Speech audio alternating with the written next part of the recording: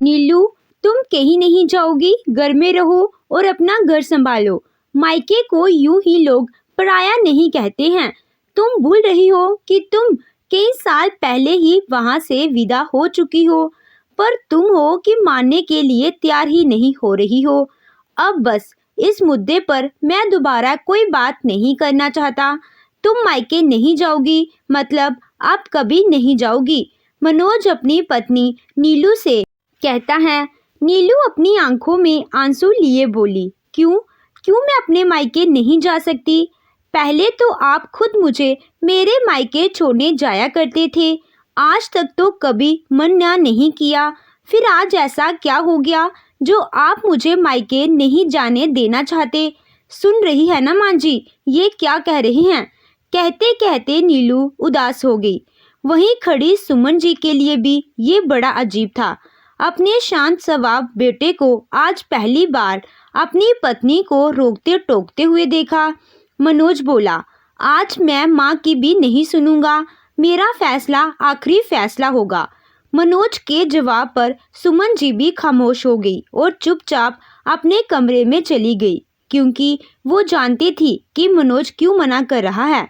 मनोज अपने कमरे में चला गया तो नीलू उसके पीछे पीछे कमरे तक गई और बोली, याद भी है आपको कि मैं पिछली बार मायके कब गई थी? पापा के जाने के बाद कितने दिन हो गए मेरा जाना नहीं हुआ। हाँ, ये अलग बात है कि मायके से भी किसी ने फ़ोन करके मुझे नहीं बुलाया, पर क्या फ़र्क पड़ता है तो मेरा मायका ही ना। भैया हैं, भाभी हैं और तो और मेरी माँ भी है। फिर आप मुझे मायके जाने से क्यों इनकार कर रहे हैं? जब पापा थे तब तो आप कभी इनकार नहीं करते थे, फिर अब ऐसा क्या हो गया? यहाँ तक कि उनके जाने के बाद भी आपने कभी मना नहीं किया था। मनोज गुस्से में चिल्लाकर बोला, तुम्हें एक बार में बात समझ में नहीं आती? अगर मैं कह रहा हूँ तो कोई कारण होगा। मैं कह दिया ना, तुम नहीं जाओगी मतलब नहीं जाओगी। मैं भी तुम्हें कितना रोती थी, पर तुम किसी की नहीं सुनती थी, बस बिना किसी के बुलाए मुंह उठाए चली जाती थी। अरे, पास में मायका हो इसका मतलब यह तो नहीं कि जब तक वहीं जाकर बैठ जाओ। मैंने कह दिया सो कह दिया, अब मुझे परेशान मत करो। इतना कहकर मनोज मुंह घुमाकर दूसरी तरफ सो गया। मनोज के चिल्लाने की आवाज़ सुमन जी के कमरे तक आ रही थी। सुमन जी याद करने लगी कि उन्होंने कभी नीलू को किसी बात के लिए नहीं रोका टोका, पर हाँ, नीलू का बार बार मायके जाना उन्हें भी पसंद नहीं आता था, पर उसकी आदत सी हो गई थी। मायका पास था तो हर सप्ताह चली जाती थी, फिर सुबह से शाम तक वहीं रुककर आराम से आती थी। मनोज ने कभी इस बात को लेकर उसे रोका नहीं, लेकिन इस बार पहले सुमन जी कई बार उसे टोकती थी, बहू ये क्या नियम बना रखा है तुमने? जब देखो मायके चली जाती हो। मुझे तुम्हारा इस तरह बार बार मायके जाना बिल्कुल पसंद नहीं आता है। तुम मेरी बात भी सुन रही हो कि नहीं? नीलू एक कान से उनकी बात सुनती और दूसरे कान से निकाल देती। सुमन जी मनोज को कहती तो मनोज भी हंसकर टाल देता और कहता, क्या माँ, आप भी सुबह जाकर शाम को तो आ ही जाती है, फिर क्या दिक्कत है? क्यों मना करती हो? जाने दो, उसे माँ बाप को छोड़कर आई है, इतनी जल्दी रिश्ता कैसे टूट जाएगा? अब बेटे के इतना कहने पर सुमन जी भी चुप हो गई। धीरे धीरे समय बीता गया। नीलू की बेटी मीनू पैदा हुई, तब भी नीलू का यही हाल था। आज मीनू भी 4 साल की हो गई थी। अभी 9 महीने पहले जब नीलू के पिता की अकस्मात मृत्यु हो गई थी, तब भी नीलू कम से कम 15-20 दिन मायके रहकर आई थी। पिता के जाने के बाद हर महीने नीलू श्राद्ध का कहकर मायके चली जाती थी, तो मनोज भी उसके साथ जाता था। लेकिन 6 महीने बाद अचानक ऐसा क्या हो गया कि मनोज उसे मायके जाने से मना कर देता? यह बात हर किसी के मन में सवाल खड़ा कर रहा था। यही सोचते सोचते सुमन जी की आंखें लग गई। इधर सुबह सवेरे जब सब सो रहे थे, नीलू भी ना जाने क्या क्या सोच रही थी और बड़ा बड़ा रही थी। आजकल मम्मी भी फोन पर ठीक से बात नहीं करती है, क्या पता दोनों भाभी उनको ठीक से रखती भी हैं कि नहीं। ऊपर से इनका ऐसा व्यवहार, समझ में नहीं आता क्या करूं। सोचते सोचते नीलू जब किसी नतीजे पर नहीं पहुंची तो मन ही मन खुद ही निर्णय ली और खड़ी हो गई। मनोज गहरी नींद में सो रहे थे। नीलू बोली, आज तो चाहे जो भी हो जाए मैं मायके जाकर रहूंगी। आखिर मुझे अपनी माँ और दोनों भाई भाभियों से मिलने का हक है। यह मुझे इस तरह से रोक नहीं सकते और ना ही मायके जाने से मना कर सकते हैं। बोलते बोलते नीलू तैयार होने लगी और एक बैग में अपना सामान रखकर बाहर निकल गई। तब तक सुमन जी जाग चुकी थी और आंगन में तुलसी को जल दे रही थी। बहू को तैयार देख सुमन जी बोली, बहू तुम कहीं जा रही हो क्या, और वो भी इतनी सुबह सुबह। नीलू मुंह बनाते हुए बोली, हाँ मायके जा रही हूँ। सुमन जी बोली, बहू तुम मायके नहीं जाओगी, कल रात ही मनोज ने मना किया था तुम्हें, फिर क्यों जा रही हो।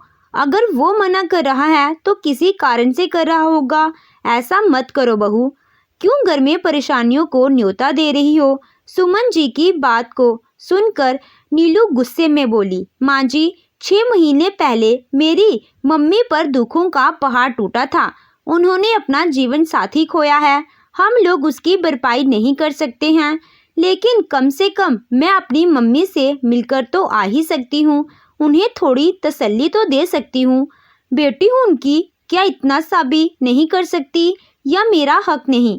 इतने दिन हो चुके हैं मुझे उनसे मिले हुए।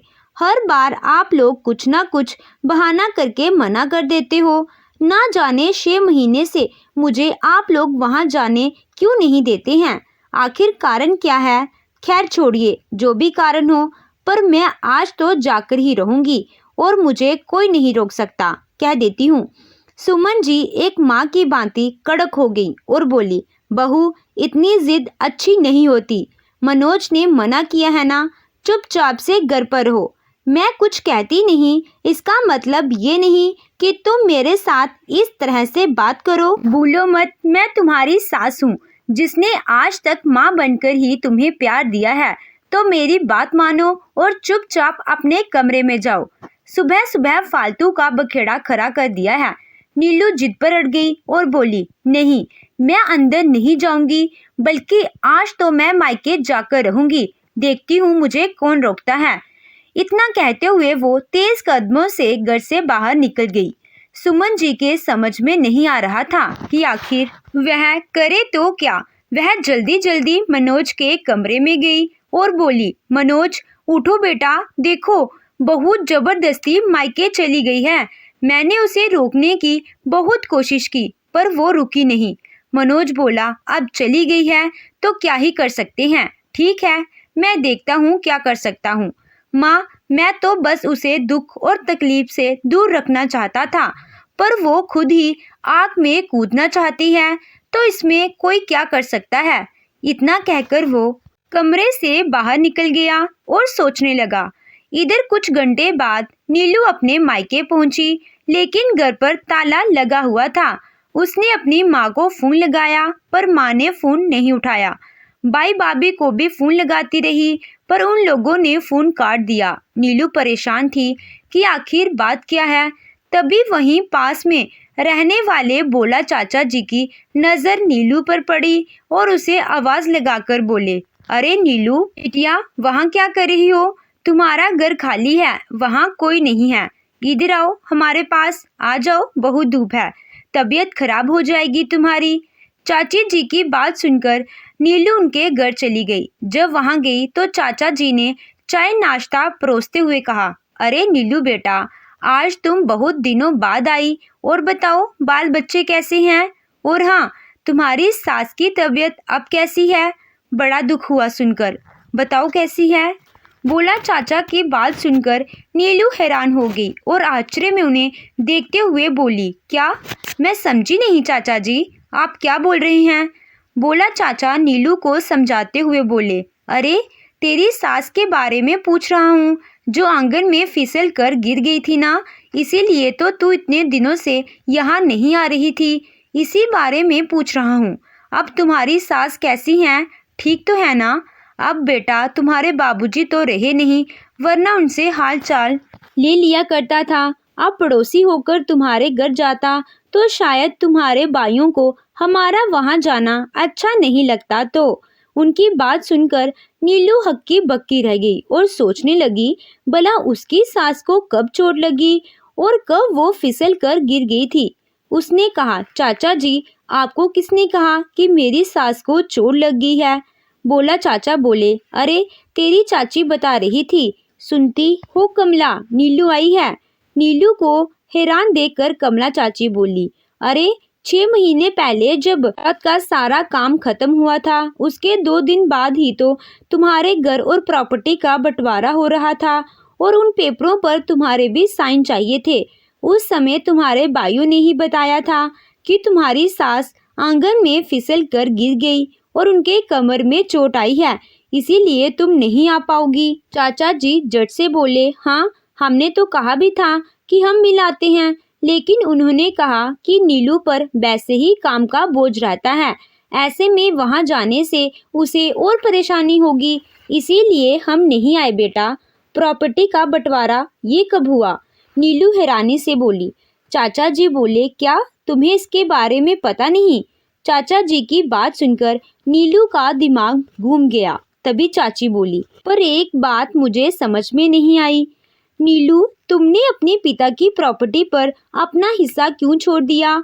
यहाँ तक कि वो जमीन भी तुमने लेने से इनकार कर दिया, जो तुम्हारे बाबूजी ने ये कहकर ली थी कि ये मीनू के लिए है। उनकी बड़ी इच्छा थी कि वो अपनी नातिन को कुछ देते, तुमने उसे भी लेने से इनकार कर दिया। अरे, अपने पिता का आशीर्वाद समझकर ही ले लेती। तुमने ठीक नहीं किया बेटा। नीलू हैरान होकर हक्की बक्की बस उनकी बातें सुन रही थी। तभी कमला चाची का बेटा किशोर घर के अंदर दाखिल हुआ और हैरानी से नीलू को देखने लगा। कमला चाची बोली, अरे किशोर, देखो नीलू आई है। हमेशा तो इसे देखकर तुम खुश होते थे और तुम दोनों खूब हंसी मजाक भी करते थे। आखिर दोस्ती से बढ़कर भाई बहन जैसा तुम लोगों का प्रेम था, फिर आज चुपचाप क्यों खड़े हो? नीलू बोली, चाची जी, मैं चलती हूँ, मीनू के आने का समय हो गया है। माँ जी उसे संभाल नहीं पाएंगी और ये भी घर में है, बहुत सारा काम है। इतना कहकर नीलू वहां से बाहर आने लगी। अचानक किशोर बोला, रुको नीलू, मैं तुम्हें बाहर बस स्टैंड तक छोड़ देता हूँ। इतना कहकर किशोर उसके साथ बाहर निकल गया और दोनों वहां से पैदल ही बस स्टैंड के लिए निकल गए। चलते चलते किशोर ने कहा, नीलू, तुम यहाँ क्या करने आई हो? मुझे तो लगा था अब तुम मायके कभी नहीं आओगी। आखिर तुम्हारे परिवार वालों ने तुम्हारे साथ इतना बड़ा धोखा जो किया था, उसके बाद भी तुम यहाँ आ गई। क्या तुम्हें मनोज जी ने रोका नहीं? मुझे याद है, मनोज जी उस दिन बहुत गुस्सा हुए थे, यहाँ तक कि तुम्हारे घर पर आकर तुम्हारे भाई भाभी माँ सबसे लड़कर भी गए थे।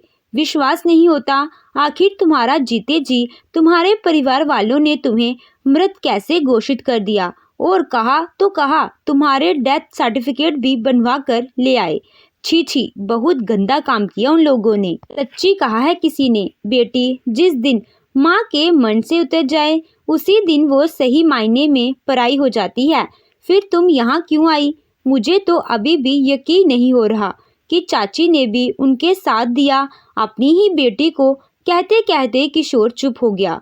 किशोर की बात सुनकर नीलू के पैरों तले जमीन खिसक गई थी कि किशोर बोला, हाँ, याद आया, आज शायद जमीन के रजिस्ट्रेशन के लिए गए होंगे, इसीलिए घर पर कोई नहीं है। नीलू बिल्कुल शांत हो गई थी। उसे सब समझ में आ रहा था कि मनोज उसे मायके आने के लिए क्यों मना कर रहे थे और इसीलिए आजकल उसकी माँ भी फोन पर उससे बात नहीं करती थी। बस फोन उठाते ही उन्हें फोन रखने की बहुत जल्दी मची रहती थी। भाई भाभी तो गलती से भी फोन नहीं उठाते थे, पर माँ क्या एक बेटी के साथ इतना बड़ा धोखा कर सकती है?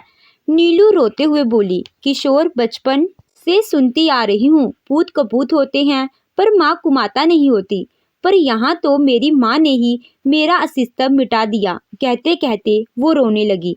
अचानक नीलू को कुछ समझ नहीं आया तो उसने किशोर के सामने कहा, नहीं, मैं इतनी जल्दी हार मानने वाली नहीं हूँ। इतना कहकर उसने अपनी माँ को फ़ोन लगाया, लेकिन इस बार उसकी माँ ने फ़ोन भी उठा लिया और बोली, अरे नीलू बेटा, मैं अभी मंदिर आई हूँ, तुमसे बाद में बात करती हूँ।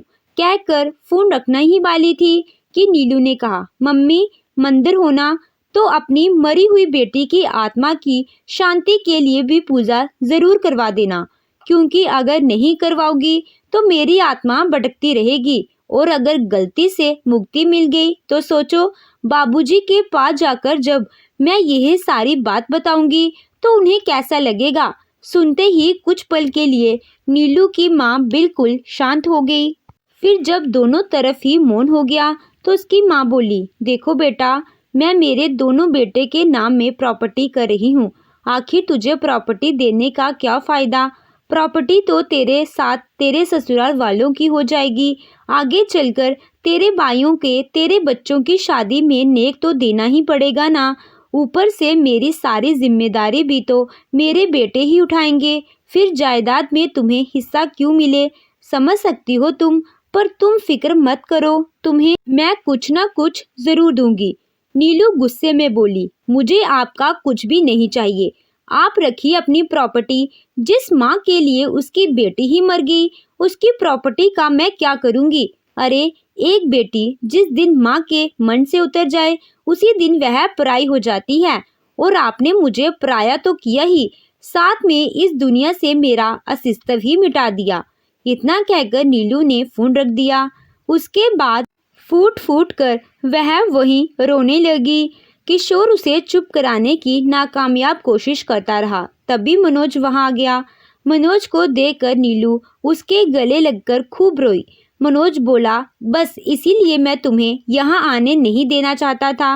नहीं चाहता था कि तुम्हें यह बात पता चले कि तुम्हारे परिवार वालों ने तुम्हारे साथ धोखा किया। पर तुम फिक्र मत करो, मैंने डिसाइड कर लिया है कि मैं इन लोगों के खिलाफ कोर्ट में केस करूंगा। भले तुम कुछ लो ना लो, पर ऐसे लोगों को कभी माफ नहीं करना चाहिए, वरना इनको देखकर समाज के अन्य लोग भी अपनी बेटियों के साथ ऐसे ही धोखाधड़ी करेंगे। नीलू रोते हुए बोली, नहीं, कोई जरूरत नहीं है उन लोगों पर केस करने की। कुछ नहीं चाहिए मुझे उन लोगों का, मुझे उन लोगों की शक्ल भी नहीं देखनी। सोच लूंगी, जहाँ मेरे पापा खत्म हो गए वहाँ मेरा मायका भी खत्म हो गया।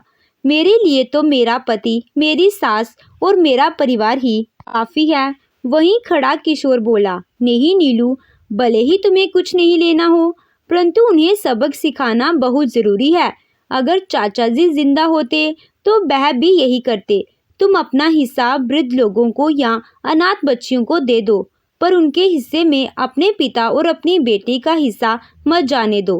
किशोर और मनोज ने नीलू को बहुत समझाया। आखिरकार नीलू को मनोज और किशोर की बात माननी पड़ी और मनोज के साथ वापस घर आ गई। धीरे धीरे समय बीता, नीलू को उसका हिस्सा मिला। नीलू ने इस वक्त वह हिस्सा अनाथ बच्चियों के नाम कर दिया और उस दिन के बाद कभी मायके वालों की शक्ल नहीं देखी। उसकी माँ ने आकर उसे मनाने की बहुत कोशिश की, लेकिन नीलू ने हमेशा के लिए उन लोगों से रिश्ता तोड़ दिया और हाथ जोड़कर कहा कि मैं आपको नहीं जानती और कृपया करके दोबारा मेरी चौखट पर मत आइएगा। मुझे बहुत दुख है कि आपकी बेटी की मृत्यु हो गई, पर यहाँ आपकी बेटी नहीं रहती है।